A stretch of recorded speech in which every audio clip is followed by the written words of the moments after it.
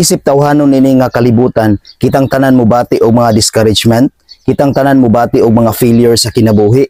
Apan ang pinakanindot ana igsuon kung naatay Dios sa atong kaugalingon, kung naatay Kristo sa atong kinabuhi. Tungod kay kung naa ang Dios sa atong kinabuhi igsuon, bisan pa ang tanan atong ma-experience, bisan pa ang tanang mga pagsulay moabot kanato, dili gayud kita matumba. Tungod kay bisan ang kaluyahon moabot kanato, lig-unon ta sa Dios, ubanan ta sa Dios, tabangan ta sa Dios, ug panalipdan ta sa Dios, ug dili gayud taniya pasagdan.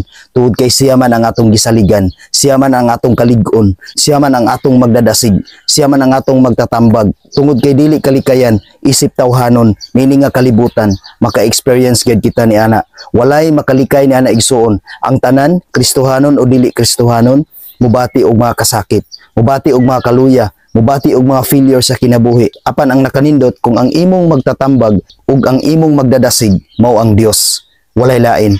Tungod kay ang Dios sa kanunay kasaligan, ang Dios sa kanunay mo restore sa imong mga kasakit, ang Dios sa kanunay mo restore sa imong mga kaluyahon. Siya ang mag-uban kanimo sa kanunay, walay lain nga mohatag kanimo og kadasig kung dili ang Dios lamang. Sa Psalms 73 verse 26 nag-ingon, "My flesh and my heart fail, but God is the strength of my heart and a portion forever." Wala na lain igsuon kung dili ang Dios lamang. Wala na tay laing saligan sa tong kinabuhi. Wala na tay laing sandiganan nga mag-restore sa tanan kung dili ang Dios lamang igsuon. Amen. God bless sa tanan.